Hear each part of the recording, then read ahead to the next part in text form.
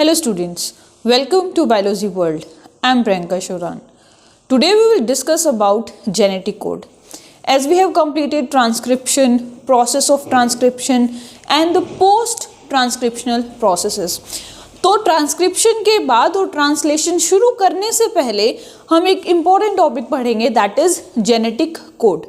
ठीक है, देखो mRNA के लिए हमने क्या बोला था कि ये वो कोड्स कैरी कर रहा है जो प्रोटीन बनाने के लिए एक पॉलीपेप्टाइड चेन की फॉर्मेशन के लिए नेसेसरी है.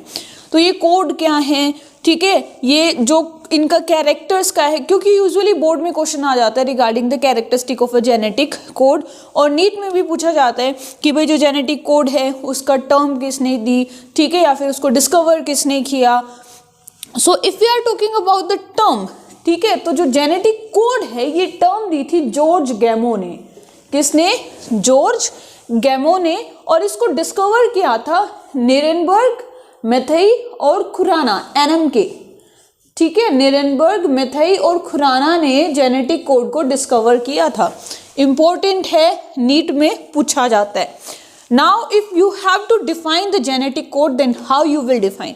सो the definition of genetic code is the relationship between, क्या है? Relationship between the sequence of amino acids, sequence of amino acids in a polypeptide chain. Polypeptide मतलब अमीनो एसिड्स के बीच में पेप्टाइड बॉन्ड बनेगा और बहुत सारे अमीनो एसिड ऐसे पेप्टाइड बॉन्ड से जुड़े हुए होंगे जो बनाएंगे एक पॉलीपेप्टाइड चेन. तो उस पॉलीपेप्टाइड चेन में जो अमीनो एसिड का सीक्वेंस है, ठीक है, रिलेशनशिप है उस सीक्वेंस में और साथ साथ में जो डीएनए या आरएनए के न्यूक्लियोटाइड सीक्वेंस के बीच में. The relationship between these amino acids and the nucleotide sequences. Amino acid किसके? पॉलीपेप्टाइड चेन के. और जो न्यूक्लियोटाइड सीक्वेंस हैं वो किसके? डीएनए या फिर आरएनए के. ठीक है, now as we know that we have जो अमीनो एसिड्स हैं 20 हैं, ठीक है, we can call it 20 essential amino acids. तो जो mRNA है वो क्या करता है? हर एक जो अमीनो एसिड के लिए कोड करता है और उस कोड को हम कहते हैं कोडोन. क्या बोलते हैं? कोडोन कहते हैं. देखो हमने कहा था ना कि mRNA में इंफॉर्मेशन रहती है कोड की फॉर्म में, कोड के बेसिस पे. तो वो जो कोड है वो क्या कहलाता है? कोडोन कहलाता है.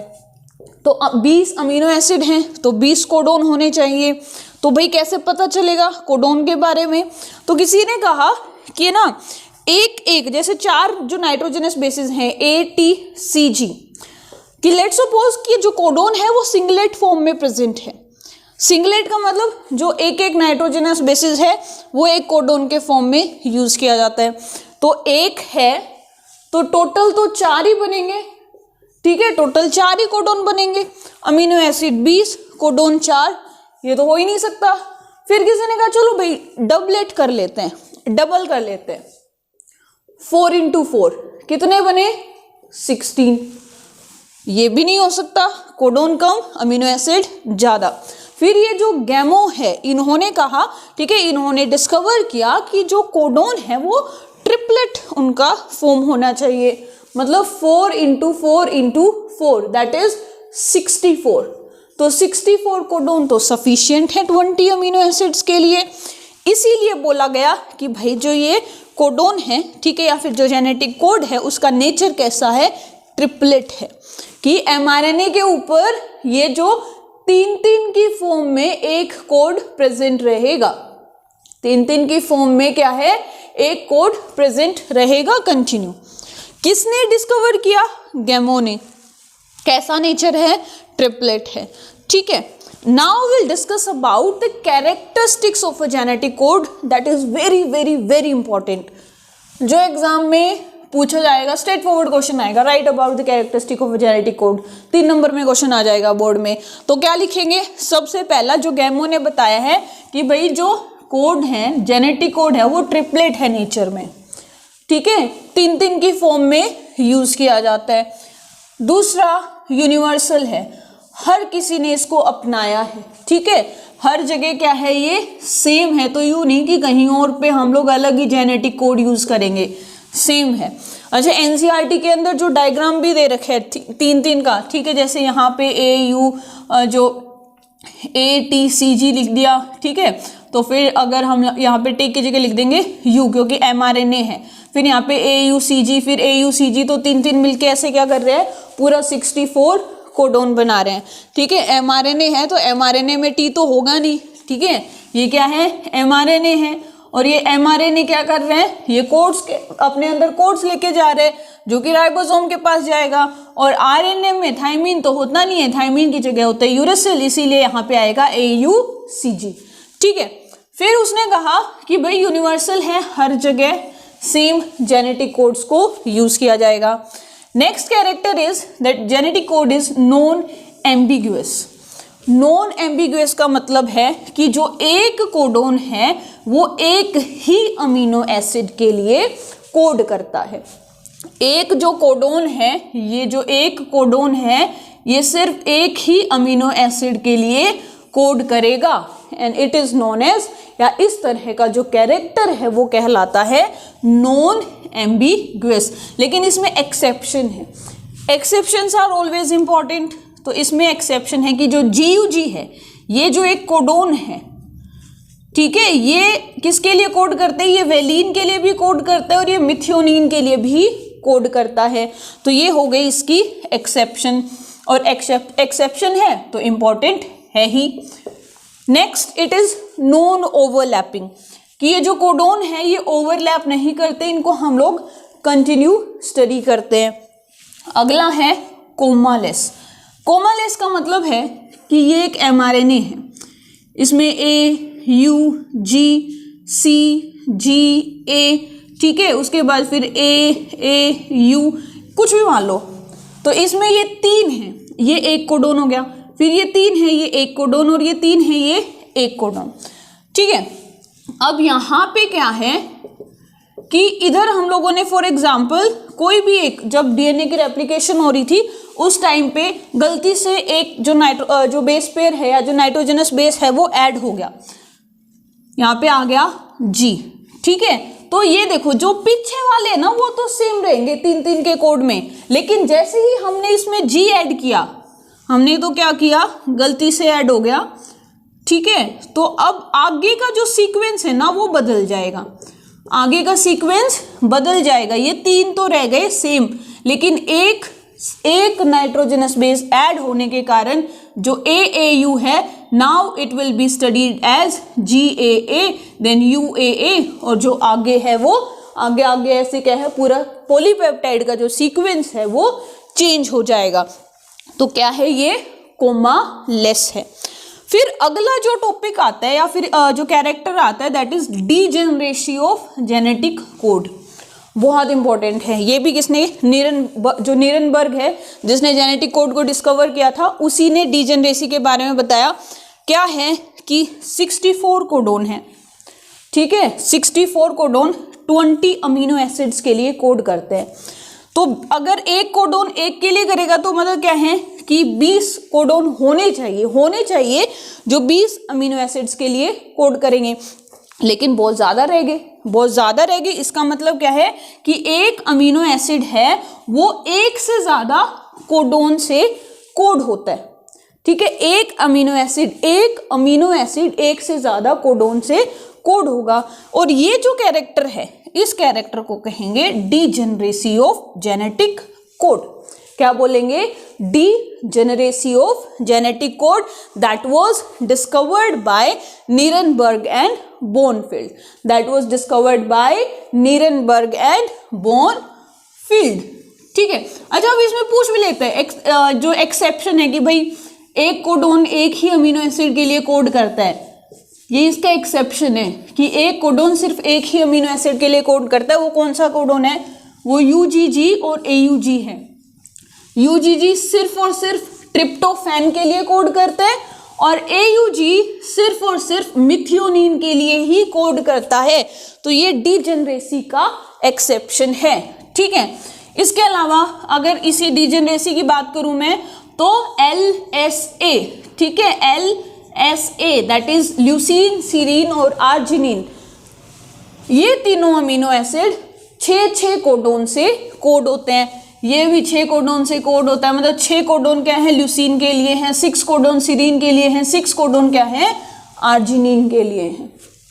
तो डीजेनरेसी का मतलब क्या हुआ कि अगर एक अमीनो एसिड के बहुत सारे कोडोन पाए जाए, एक अमीनो एसिड के बहुत सारे कोडोन अगर हों तो उसको बोलते हैं डीजेनरेसी, जो कि डिस्कवर किया था मेन जो क्या है अपना निरनबर्ग, ठीक है। अच्छा, इसमें ये तो 64 हैं, 64 में क्या है कि 3 ऐसे कोडोन है जो किसी अमीनो एसिड के लिए कोड ही नहीं करते। 64 में से 3 कोडोन ऐसे हैं जो किसी भी अमीनो एसिड के लिए कोड ही नहीं करते, और ऐसे कोडोन को हम कहते हैं नॉनसेंस कोडोन या स्टॉप कोडोन, ठीक है। और ये तीनों बहुत इंपॉर्टेंट हैं, स्ट्रेट फॉरवर्ड क्वेश्चन पूछा जाएगा। इनके जो नाम है ना, इनके अदर नेम, कि ओकरे किसको कहते हैं, ओपल किसको कहते हैं, अंबर किसको कहते हैं, तो ये याद रखना है।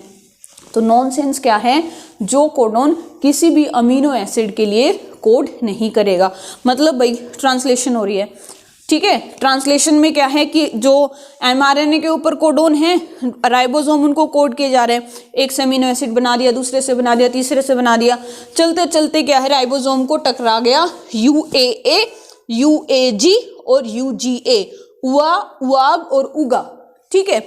अगर रास्ते में ये आ गए तो जो प्रोसेस है ट्रांसलेशन का वो वहीं पर खत्म हो जाएगा, वहीं पर स्टॉप हो जाएगा। इसीलिए इनको बोला स्टॉप कोडोन या फिर नॉनसेंस, बिकॉज ये अमीनो एसिड्स के लिए कोड नहीं करते। सो UAA इसको बोलेंगे ओक्रे, UAG अंबर और UGA ओपल, ठीक है। UAA ओक्रे, UAG अंबर और UGA opal. So now the question arises कि 64 में से कितने ऐसे कोडोन हैं जो अमीनो एसिड के लिए कोड करते हैं, 61, ठीक है। कितने हैं, 61, और 3 ऐसे हैं जो अमीनो एसिड्स के लिए कोड नहीं करते हैं, इनको कहेंगे स्टॉप कोडोन। तो याद रखना, जैसे ये चल रहे हैं ना, अब देखो यहाँ पे बीच में ये UAA आ गया, तो ये जो काम कर रहा था, जैसे UAA आया, ठीक है, ये रहा UAA, जब हमने इसमें G इंसर्ट कर दिया था, तो जो प्रोसेस है ना ट्रांसलेशन का वो यहीं पे खत्म हो जाएगा। इतने जितने अमीनो एसिड बने वो बन गए, पॉलीपेप्टाइड चेन बनी वो बन गई, आगे क्या है, आगे पॉलीपेप्टाइड चेन नहीं बनेगी, ठीक है। तो ये था जेनेटिक कोड के बारे में। इसी में ना एक छोटा सा टॉपिक और आ जाता है, दैट इज वुबल हाइपोथेसिस। वुबल हाइपोथेसिस का मतलब है, ये जो कोड होते हैं ना, कोडोन्स, इनको रीड करने वाला होता है एंटीकोडोन, ठीक है। तो एंटीकोडोन क्या कर रहे हैं, उन नाइट्रोजनस बेसिस को, मतलब एक कोड को ऐसे स्टडी कर रहे हैं। तो यूजुअली क्या है कि एक एंटीकोडोन सिर्फ और सिर्फ एक ही कोडोन को रिकॉग्नाइज करता है। टीआरएनए पे जो प्रेजेंट नहीं रहते एंटीकोडोन्स, ठीक है, तो वो जो एंटीकोडोन है वो एक ही कोडोन को रिकॉग्नाइज करता है। लेकिन कई बार क्या रहता है कि एक एंटीकोडोन एक से ज्यादा जो कोडोन्स हैं उनको रिकॉग्नाइज कर लेता है। एंटीकोडोन एक है और वो एक एंटीकोडोन एक से ज्यादा कोडोन को रिकॉग्नाइज कर लेते हैं, सिर्फ और सिर्फ किसके कारण, उसके थर्ड न्यूक्लियोटाइड के कारण। किसके कारण, उसके तीसरे न्यूक्लियो, मतलब आगे वाले, जैसे ये 3 हैं तो ये दोनों सेम है, सिर्फ ये तीसरा बदल जाता है। कोई भी 2 कोडोन थे, उनके फर्स्ट और सेकंड न्यूक्लियोटाइड सेम है, सिर्फ तीसरा बदल जाता है। तो इस तीसरे बदलने के कारण क्या है कि जो वो एंटीकोडोन है वो दोनों को सेम ही रिकॉग्नाइज करेगा, और इसे हम कहेंगे wobbling, and this hypothesis was given by Crick, so it is known as wobble hypothesis. इस प्रोसेस को कहेंगे वुबलिंग, दिया था क्रिक ने तो नाम पड़ गया क्या, मतलब वुबलिंग के कारण नाम पड़ गया वुबल हाइपोथेसिस। सो ये था भाई जेनेटिक कोड के बारे में। पढ़ना जरूरी था, क्यों जरूरी था, क्योंकि ट्रांसलेशन से पहले हमें पता तो होना चाहिए कि कौन सा कोडोन कौन से अमीनो एसिड के लिए कोड कर रहा है, सो दैट जब हम ट्रांसलेशन पढ़ेंगे तो एमआरएनए के ऊपर जो कोडोन्स आएंगे उससे पता चलेगा पहले वैलिन बन रहा है, सीरीन बन रहा है, ट्रिप्टोफैन बन रहा है, ठीक है, और लास्ट में इन तीनों में से कोई भी एक आ गया और ट्रांसलेशन हो गई खत्म। सो इन द नेक्स्ट वीडियो, जैसे कि मैंने ट्रांसलेशन का भी जिक्र किया, तो नेक्स्ट वीडियो में हम पढ़ेंगे translation. So that's it for today. If you like my video, then please share and subscribe my channel. Thank you.